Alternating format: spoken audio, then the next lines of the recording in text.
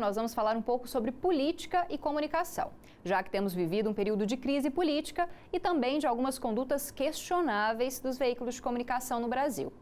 Para falar mais sobre esse assunto, nós convidamos a professora Angelita Lima, que é coordenadora do curso de jornalismo da UFG e já nossa convidada, que já veio em outros debates, em outros programas. Obrigada, Angelita, pela presença novamente. Olha, estou sempre à disposição. Boa noite, Camila. Boa noite, telespectadoras e telespectadores aqui da TV UFG. Vamos ao debate.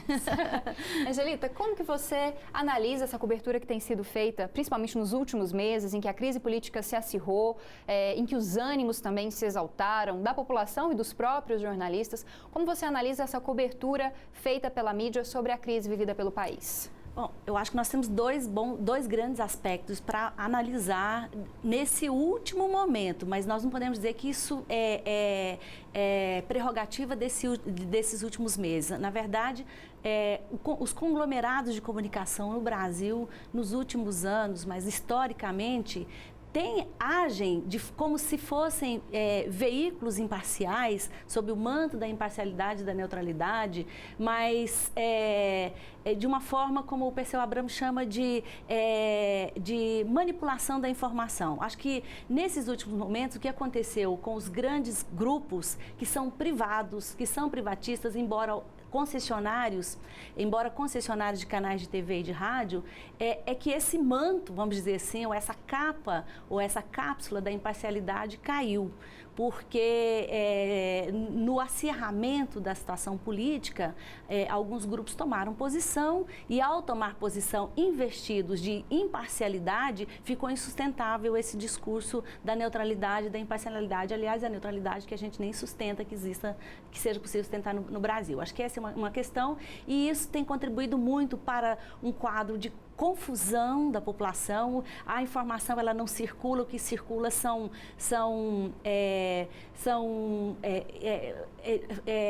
informações, na verdade, manipuladas de forma emotivas, que em muitos casos têm incitado a violência. Isso tem sido um problema. Tem incitado esse último caso agora da revista semanal, que fez uma capa horrorosa, né? Uma capa assim, extremamente tendenciosa contra a presidenta, uma coisa desrespeitosa, né? E isso, na verdade, acaba alimentando em certos grupos da população a manutenção desse sentimento de ódio.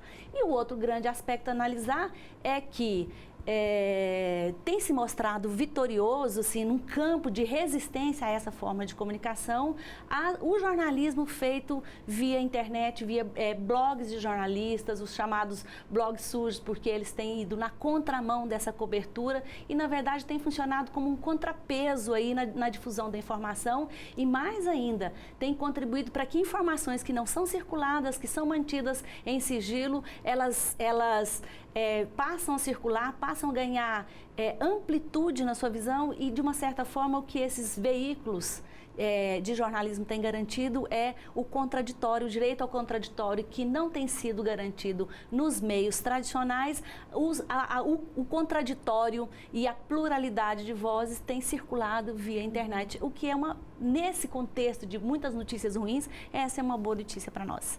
Em relação aos veículos tradicionais, aos grandes veículos da mídia, eles tomarem essa posição, eles estão servindo a quais interesses? Quais interesses estão em jogo para eles tomarem esse partido assim tão delimitado, tão determinado? Olha, se nós formos julgar pelas informações que circulam, de quem está envolvido com corrupção, como é que é essa trama dos meios de comunicação e a eleição, por exemplo, de parlamentares, como é que é essa relação com o poder, quais são os favores que os grupos de comunicação recebem como financiamento facilitado ou não pagamento de impostos ou leis que favorecem a esses conglomerados, certamente o interesse principal é o econômico, mas existe um interesse nítido que é o do poder político também, porque é por meio do poder político que os interesses econômicos e pessoais são, digamos assim, esses privilégios são garantidos. Eu acho que é uma leitura possível nesse contexto hoje e é importante a gente, então,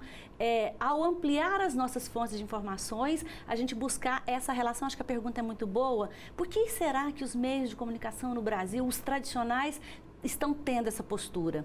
Se eles não são imparciais, já demonstrado, se eles têm um lado, por que eles defendem esse lado? A democracia me parece que não defendem, porque um dos aspectos da democracia é o direito, o direito de resposta, que não tem sido garantido quando esses meios denigrem ou aviltam a imagem de alguém, né, nas suas informações que circulam.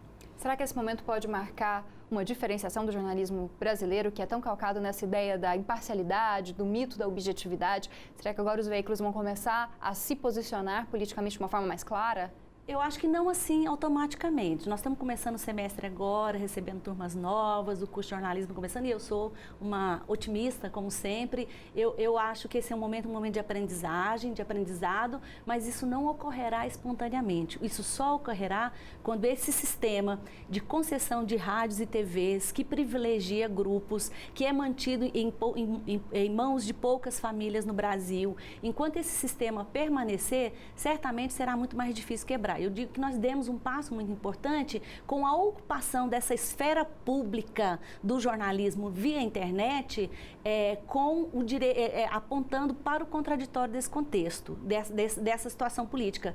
Mas isso não é garantia absoluta de que essa situação vai mudar. Mas a questão está posta e as pessoas estão com a pulga atrás da orelha. E isso é muito importante para nós. Para finalizar, Angelita, depois da capa do último final de semana, de uma grande revista de circulação nacional que incitou preconceitos, machismo, a gente vê também uma retomada do conservadorismo de uma forma muito raivosa, muito forte nesses veículos, de conservadorismo tanto em relação às questões femininas, as questões das minorias. Isso é um risco para esses direitos que a gente já tinha conseguido conquistar ao longo dos últimos anos, de uma possibilidade de mais vozes, de vozes mais plurais na comunicação? Eu não tenho dúvida que é um desserviço que uma capa como essa que circulou, vinculando a imagem da presidenta do Brasil como uma mulher louca, reforçando um estigma, um velho estigma das mulheres como as loucas, as incompetentes, né? Essa capa não atinge só a presidenta, que não seria pouca coisa, mas a todas as mulheres brasileiras. Tanto é que as mulheres reagiram. Existem ações no Brasil inteiro e fora do Brasil contra essa... E o pedido de direito de resposta, que na verdade o pedido de direito de resposta, como alguém disse, seria considerar isso como jornalismo, e isso não é jornalismo, na verdade.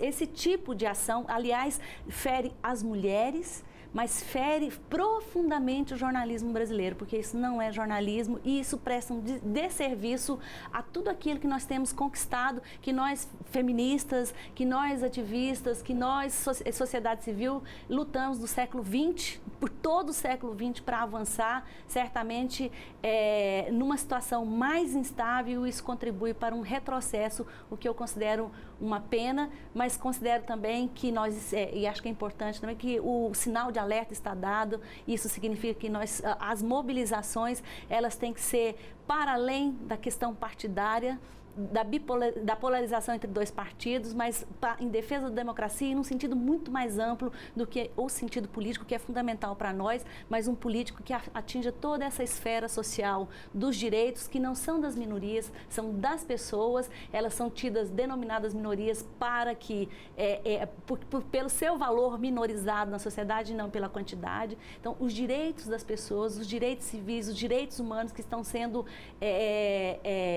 achincalhados, eles estão sendo comprometidos, na verdade. Então, eu acho que esse é um momento importante para nós, é um sinal de alerta mais do que amarelo, já está quase no vermelho e nós temos que realmente reagir e não deixar passar sem manifestação, sem um posicionamento político, verbal e público contra esse tipo de atitude que, eu volto a repetir, não é jornalismo. Nós que estamos na Escola de Jornalismo, nós nos recusamos considerar qualquer veiculação dessa natureza como jornalismo.